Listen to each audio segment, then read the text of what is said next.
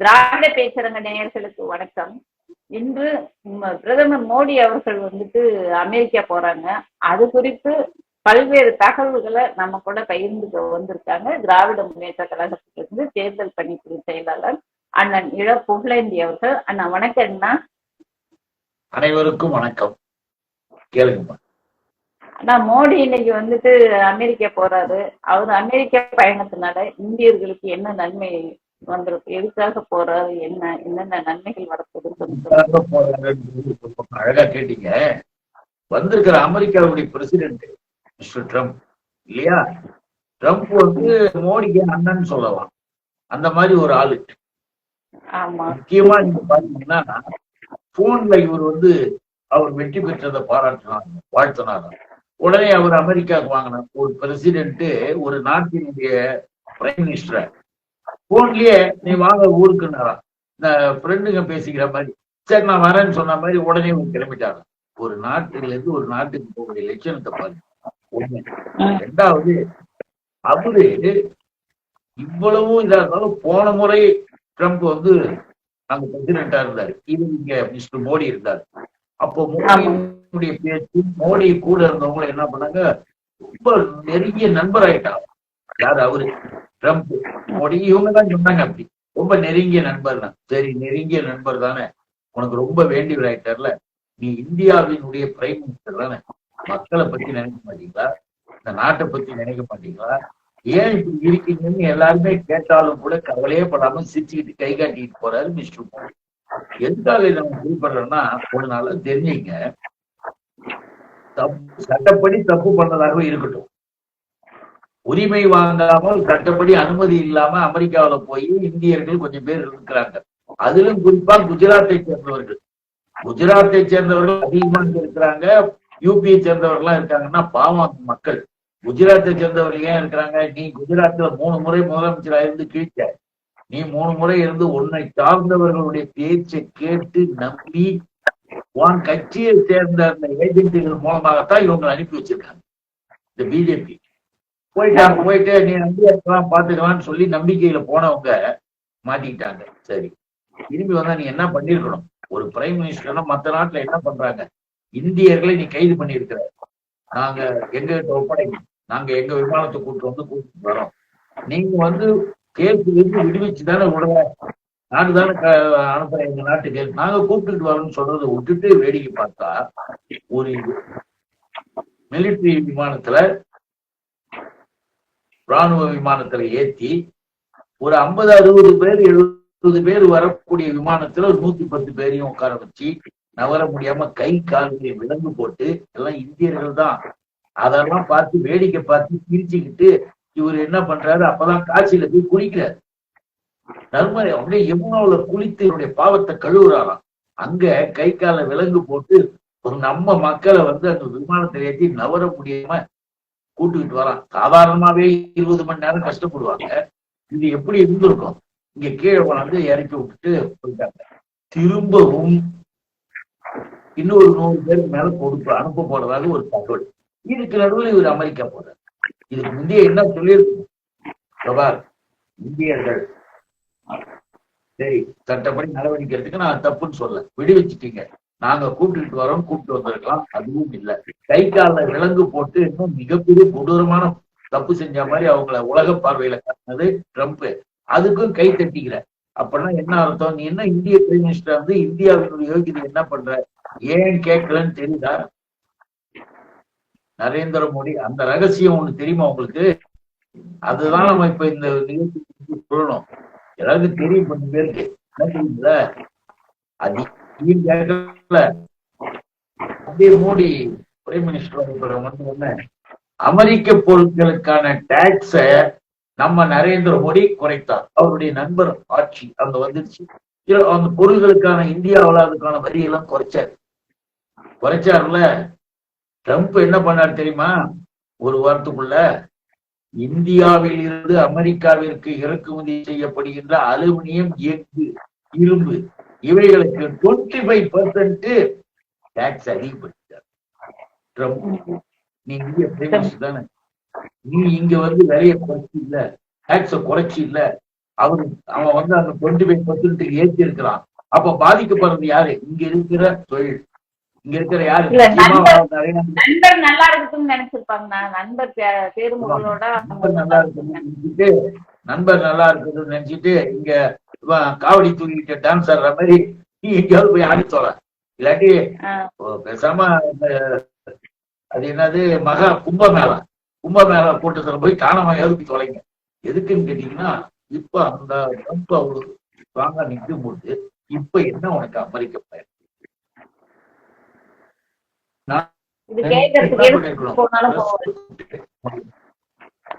நண்பர் தான் நான் இதை போகிறேன் அப்படின்னு சொல்லலாம். நான் போய் நேரடியாக கேட்க போகிறேன் அப்படின்னு சொல்லலாம். இவர் போய் அப்படியே அழகா அப்படியே அமெரிக்காவில பண்ணிட்டு அது கையெழுத்து போல இந்த ஒப்பந்தம், அந்த ஒப்பந்தம் ஏமாத்து வேலை. சும்மா ஒரு பேப்பர்ல 2 பேர் போல கேட்டால் போடுறாங்க. அதை பத்தி அப்புறம் யார் பேசுறது, யார் கேட்கறது? இவர்கள் மொத்தமா 2 பேருமே. அதனாலதான் சொன்னேன், மோடி அண்ணன் ட்ரம்புக்கு அண்ணன் மோடி 2 அண்ணன் செஞ்சுக்கிட்டு மோசடி பேர்கள். இதுல முக்கியமான ஒரு ரகசியம் என்ன தெரியுமா?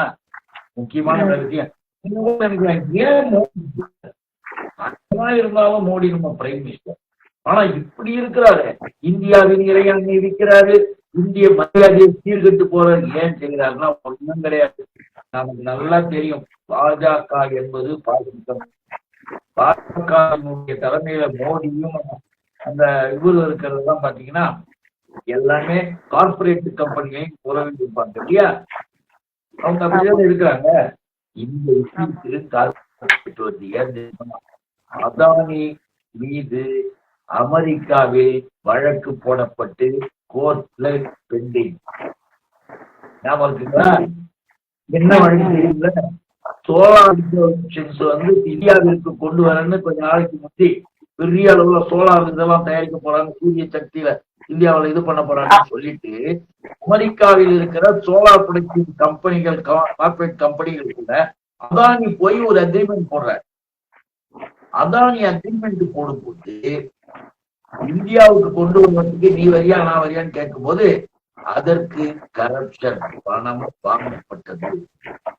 இத நாம மட்டும் சொல்லல, உலகமே சொன்னதுன்றதுக்கு என்ன அடையாளம் கேட்டா, அங்க விசாரணைகள்லாம் பார்த்துட்டு கம்ப்ளைண்ட் வந்துச்சு. இது மாதிரி அதானி வந்து அமெரிக்காவுக்கு வந்து இது மாதிரி கரப்ஷனிஸ்டா இருக்காரு, நிறைய ஊழல் பண்ணிருக்காரு அப்படின்னு. அங்கிருந்து FBI என்பது ஒரு சிபிஐ மாதிரி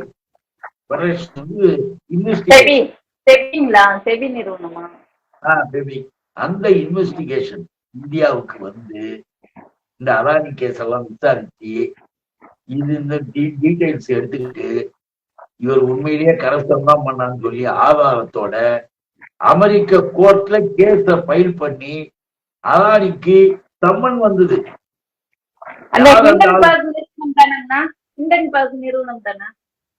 ஹிண்டன்பர்க் அது வேற, இது வேற, அது வேறு, இது வேறு. இந்த சம்மனும் வந்துடுச்சு. மோடி வந்து அதானியோடைய நெருங்கிய நண்பர்கள், அப்படியே உயிருக்குயிரால பார்ட்னர் வந்துட்டாரு இந்த தொழில. அதனாலதான் இவரு அமெரிக்காவில எந்த அளவுக்கு அடக்கமா இருக்கணும் போகணும்னு பேசிட்டு இவர் ட்ரம்ப் வரவன் பேசியதன் காரணமா என்ன தெரியுமா நடந்திருக்கு? அமெரிக்கா இருக்கிற நீதிமன்றத்தில் இப்பொழுது வழக்கு நிலுவையில் நிறுத்தி வைக்கப்படும், ஸ்டே பண்ணி வச்சிருக்காங்க. கை தட்டிட்டு சிரிச்சுக்கிட்டு போறாரு மோடி. தெரியுதா? இந்தியா விலங்கு போட்டா என்ன, அவனை வந்து தலையில இது கட்டி இழுத்துக்கிட்டு வந்தா என்ன, எதை பத்தி எனக்கு கவலை கிடையாது. இதையெல்லாம் பொறுத்துட்டு போறாரு அப்படின்னு சொல்றீங்க. அதானி வழக்கு, அந்த வழக்கின் மூலமாக அவனை பாதுகாக்கத்தான் அந்த ட்ரம்ப் வந்து எதை செய்தாலும் கேள்வி கேட்காம ரைட்னு போய்கிட்டு இருக்கிறாரு. வேற என்னத்த சொல்ல முடியும்? ஏன் எங்க இந்திய பொருட்கள் மேல இவ்வளவு வரி போட்ட, வரி குறைன்னு சேல யார் வேணான்னா? இந்திய பிரைம் மினிஸ்டர் தானே. ஏன் காலில் கையில் விலங்கு போட்ட, விலங்கு போடாம இட்டுருவான்னு சொல்ல. எது என் பிளைட்டு கொடுக்குறேன்னு அது எதுவுமே சொல்லலை, எதையும் செய்யலன்னா என்ன அர்த்தம்? அதானிக்காக நம்ம மோடி வேஷம் போட்டுக்கிட்டு டான்ஸ் ஆடிட்டு அப்படியே போறாரு. அப்படியே போறாரு, சாவர்கருக்கு அப்படியே வீர வணக்கமா பிரெஞ்சுக்கு போய் அந்த மோசேன்னு சொல்லிட்டு ஒரு ஹார்பர்ல அவர் அங்கே இருந்துதான் தப்பிச்சாராம், கடல்ல விழுந்து. அதனால அந்த இடத்துல போய் என்ன நாட்கள் பாருங்க. இவர்களுடைய நாடகம் நடிப்பை சுதந்திர போராட்ட தியாகி தானங்கண்ணா, அதனால வணக்கம் சொல்லியிருப்பாரு. அவரு சுதந்திர போராட்ட தியாகின்றதுனால வணக்கம் வீர வணக்கம் செலுத்தியிருப்பாரு. சுதந்திர போராட்ட தியாகி என்பதை யார் சொல்லணும்? சுதந்திர போராட்ட தியாகின்றதை யார் சொல்லணும்? மோடி சொல்லிக்கிட்டு அமித்ஷா சொல்லிக்கிட்டு இருக்கிறது கிடையாது, உலகம் சொல்லணும். ஏன்னு கேட்டா பிரிட்டிஷ்காரர்களுக்கு அவர்கள் என்ன சொன்னாலும் நான் செய்ய தயார்னு சொல்லி அந்தமான் திரையில உக்காந்துக்கிட்டு 6 முறை கடிதம் எழுதியது உலகத்துக்கு தெரியும். அந்த கடிதத்தினுடைய காப்பி நகலும் இன்னும் இருக்கு. இதெல்லாம் மறைக்க முடியாது. எவ்வளவு பெரிய வீரன். நான் இந்தியாவில் உங்களுடைய ஆட்சிக்கு எதிர்ப்பாக எதையும் செய்ய மாட்டேன், இனிமேல் நான் போராட்டம் எதையும் நான் பங்கு கொள்ள மாட்டேன், என்னை விடுதலை செய்து விட்டுவிடுங்கள், நான் என் மதத்தை மட்டுமே நான் பார்ப்பேன், எனக்கு இந்துத்துவா பற்றி நான் பார்க்கிறேன், அதையும் சேர்த்து உங்கள் மதத்திலும் நான் எந்த குறையும் எடுத்து சொல்ல மாட்டேன். இவ்வளவு கடிதத்தையும் எழுதி என்னை விடுதலை பண்ணி கெஞ்சிக்கிட்டு இருந்த சாவர்கரை மோடி அப்படியே ராயல் சொல்லிட்டு எடுத்து இந்தியாவிற்கு போராட்டத்துக்கு ஒண்ணும் கிடையாது. ஆக அது பிஜேபியினுடைய லட்சணம். அதுதான் கோல்வாக்கரும் அப்படிதான். மூஞ்சே என்ன டாக்டர் மூஞ்சே கோல்வாக்கர்லாம் என்ன மூஞ்சே இதுக்கெல்லாம் போயிட்டு வந்தாங்கல்ல, ஜெர்மன் போய் ஹிட்லர் எல்லாம் பார்த்துட்டு வந்தாங்க. அதெல்லாம் நம்ம மறந்து 47 ஆகஸ்ட் 15 விடுதலை கொடியை நேரு ஏத்தும் பொழுது அந்த கொடியை நாங்க ஒத்துக்க மாட்டோம்னு நாக்பூர் RSS ஆபீஸ்ல சொஸ்திக் சின்னம் போட்ட கொடியை ஏற்றியதுதான் இந்த கும்பல். அந்த கும்பலை சேர்ந்தவர்தான் மோடி.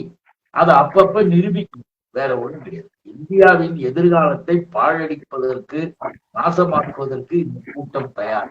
அதுக்காக மக்களை ஏமாற்றுவதற்காக மதத்தை எடுத்துக்குவாங்க, சாமியை எடுத்துக்குவாங்க, கடவுளை இந்த பரவல் யாருக்கும் எதுவும் எல்லாரையும் ஏமாத்திக்கிட்டு தெரியறவனுங்க இவர்கள் என்பது எதிர்கால மக்கள் புரிஞ்சுக்கலாம். ஆமா, இப்ப கூட வேல் யாத்திரை போகணும்னு சொல்லிட்டு காவல்துறையில அனுமதி கேட்டிருக்காங்க. காவல்துறை அனுமதி மறுத்துருச்சு. வேல் யாத்திரைன்னு உங்களுக்கு ஞாபகம் வரணும், ஏற்கனவே ஒரு வேலை தூக்கின்னு ஒரு ஆள் போனார், முருகன். நாங்க அப்ப ஏன்னு கேட்டா முதல் கார் ஓட்டும் பொழுது, கார் கத்துக்கும் போது எல்போர்டு தாங்க. அந்த மாதிரி வேல் தூக்கின்னு போற ஊர்வலத்துல இது எல்போர்டு இருந்தாங்க. அவங்க அங்க இருக்கிற மக்கள் சொன்னதுதான் எல்போர்டு. எல்போர்டு போய் என்ன பண்ணாரு, அப்படியே நாங்கள் தான் முருகன், எங்களுக்கு தான் முருகன், எங்க முருகன் அந்த முருகன் தான் சொல்லிட்டு அப்பதான் மாட்டுச்சு. என்ன மாட்டுச்சுன்னா, எல்லா மக்களும் ரொம்ப வருத்தப்படும். முருகன் மீது உண்மையாக பக்தி இருக்கக்கூடியவர்கள் எவ்வளவு பேர் இருக்காங்க, கோடிக்கணக்கான பேர் இருக்கலாம். அந்த முருக பக்தி இருக்கிறவங்க எல்லாம் இந்த பிஜேபியை பார்த்து அன்னைக்குதான் போடா வெளியேனாங்க. எங்களுக்கு இனிமே ஏமாத்துறாங்க. ஏன் தெரியுமா, வேலை தூக்கின்னு போய் ஊர்வலம் போறான்னு ஒரு இடத்துல உட்காந்து முருக வேலை கீழே வச்சு அது மேல காலை வச்சுக்கிட்டு சாஞ்சிக்கிட்டு தூக்கிட்டு உட்காந்துட்டு இருக்காப்புல. தூக்கிட்டு முருகனுடைய வேலுக்கு கிடைச்ச லட்சம்னு எல்லாரும் திட்டினாங்க. அந்த மாதிரி அந்த வேலு யாத்திரை போறோம், இந்த யாத்திரை போறோம். இப்ப என்ன உனக்கு இங்க யார் கேட்டா? மக்கள் என்ன நல்லா இருக்காங்கல்ல, எல்லா இடத்துலயும் அமைதியா இருக்குல்ல, இந்த நேரத்துல இப்ப எதுக்கு உனக்கு வேலு யாத்திரைன்னு யார் கேட்கறது? கோர்ட்டே கேட்குது. என்ன இந்த இடத்துல நம்முடைய தமிழ்நாட்டுல எப்படிப்பட்ட மத நல்லிணக்கங்கள் உண்டு. அதுக்காக தான் ஒரு செய்தியை பார்க்கும் போதே நமக்கு அவ்வளவு பெரிய ஆச்சரியமாகவும் விசித்திரமா இருக்கிறது. என்ன இந்தியாவிற்கே எடுத்துக்காட்டு நம்ம தமிழ்நாடு. அதனாலதான் நம்ம சொல்றோம். அதனாலதான் இப்ப வேணா நான் உங்களுக்கு அந்த செய்தியை அப்படியே சொல்லிடுறேன், அப்படியே நோட் பண்ணிக்கிட்டு மக்களும் பார்க்கட்டும், நல்லா இருக்குன்றதுக்காக சொல்ல வேணும், வேற ஒண்ணும் இல்ல. மதுரை மத நல்லிணக்கத்திற்கு பெயர் பெற்ற நம்முடைய தமிழ்நாட்டிற்கு ஒரு எடுத்துக்காட்டாக கோரிப்பாளையம். மதுரையில கோரிப்பாளையம் தெரியும். கோரிப்பாளையத்தில் அமைந்துள்ள சுல்தான் அலாவுதீன் தர்காவில் இன்னை வரை இந்து மதத்தை சேர்ந்த செங்குந்தர்கள் சமூக மக்கள் அவர்களுக்கு வழங்கப்படும் செங்குந்த மக்கள் வழங்கிய கொடிதான் அந்த தர்காவில் ஏற்றுறாங்க இன்னைய வரைக்கும். அது ஒரு வழக்கமாக இந்து மக்கள் கொடுக்கிற கொடியதான் அதை ஏற்றிக்கிட்டு இருக்காங்க. இன்றைய வரைக்கும் அது செய்தியாகவே வந்துட்டு. அதே மாதிரி பாருங்க, மதுரைக்கு அருகில் உள்ள காரைக்குடி இருக்கு இல்லையா, காரைக்குடியில இந்த இந்து கோவில் கும்பாபிஷேகத்திற்கு இந்து கோயில் குடமுழுக்கு, நாம குடமுழுக்காக இந்து கோவில் குடமுழுக்கிற்கு முஸ்லிம் மதத்தை சேர்ந்தவர்கள் சீர்வரிசை நன்கொடை வழங்குகிறார் இப்பயும் காரைக்குடியில. இதை போல கிருஷ்ணகிரி மாவட்டத்துல முஸ்லிம் சமுதாயத்தினர் பிள்ளையார் சதுர்த்தி கொண்டாடுறாங்கல்ல, விநாயகர் சதுர்த்தி, பிள்ளையார் சதுர்த்தி விழாவை கொண்டாடி ஏறக்குறைய 1000 இந்து சமுதாயத்திற்கு இரண்டு சமூகம் சேர்ந்து உணவளிக்கிறார், விருந்தளிக்கிறாங்க பிள்ளையார் சதுர்த்தி.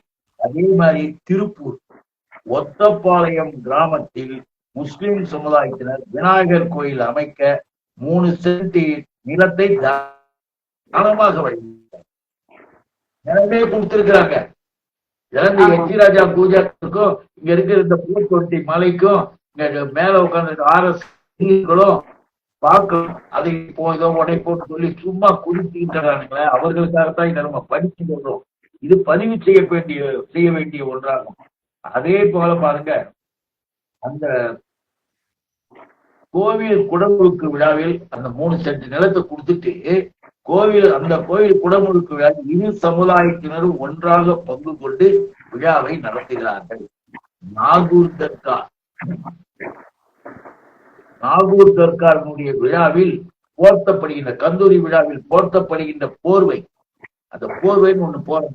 அந்த போர்வை பழனியாண்டி பிள்ளை பரம்பரையில் இருந்து கொடுக்கப்படுவார். இன்னைக்கும் அன்னைக்கு கொடுத்தது அப்படியே அந்த குடும்பம் அந்த பாரம்பரியமா. ஆமா, இப்படி தலைமையாக எல்லா இடங்களிலும் மிக தெளிவாக தமிழ்நாட்டை பொறுத்தவரையில் மத நல்லிணக்கம். இங்க நாங்கள் அதுதான் சங்கர் சலீம் டைமன் அப்படி ஒரு படம் வந்ததுங்க. அந்த மாதிரி இங்க எல்லாருமே ஒன்னா இருக்கிறோம். ஒன்னா இருக்கும் பொழுது அதை பிடிக்காம இன்னைக்கு RSS பிடிக்கிறாங்க. தூண்டிக்கிறதுக்காக நீங்க கேட்டீங்களா, வேலையாத்த போறோம் அது போறோம் அமைதியா நடந்துகிட்டு நீ குடமுழுக்கு நீ எப்படி புலரமைத்து. இதற்கு முன்பு எந்த அரசாங்கத்தினுடைய அறநிலையத்துறையிலும் இவ்வளவு ஆயிரக்கணக்கான கோயில்ல குடமுழுக்கு புனரமைப்பு நடந்தது கிடையாது. இன்னைக்கு நடக்குது. என்னுடைய அன்பு சகோதரர் சேகர் பாபு அவர்கள் அமைச்சராக சிறப்பாக முதல்வர் ஆலோசனை செஞ்சுட்டு. இதுக்கு முந்திலாம் அதிமுக ஜெயலலிதா ஆட்சிதான் இருந்ததுல, அப்ப இவங்கெல்லாம் எங்க போனாங்க? சந்திரமண்டலத்துல இருந்தாங்க, இல்ல வேற எந்த நாட்டுக்காரங்க இருந்தாங்க? இங்கதானே இருந்தீங்க, ஏன் கேட்க வேண்டியதானே? அப்ப எங்க போய் நின்னீங்க? அப்பெல்லாம் கேட்க மாட்டாங்க. நல்லா நம்ம மக்கள் தெரிஞ்சுக்கணும். அதுக்காக சொல்றோம். அவர்கள் அரசியல் அடிப்படையில் மக்களை ஏமாற்ற வரக்கூடிய தேர்தல்ல கலவரத்தை உண்டாக்கி மதவெறியை உண்டாக்கி தமிழ்நாட்டில் குழப்பம் பண்ணணும் ஆசைப்படுறாங்க. அது நடக்காது. யாரும் நடக்க விட மாட்டார்கள். தொடர்ந்து இதை செய்து கொண்டிருக்கிற காரணத்தால் ஏற்கனவே 100 ஓட்டு வாங்கினாங்க, இனிமே 50 ஓட்டு கூட வாங்க மாட்டாங்க. அதுதான் தமிழ்நாட்டில் அவர்களுக்கு பதில் கிடைக்கும். நல்லதுங்கண்ணா. பிஜேபியோட அஜெண்டா குறித்து மிக தெளிவா விளக்குனீங்க. நன்றி, வணக்கம்ண்ணா. அனைவருக்கும் வணக்கம். நன்றி, வாழ்க.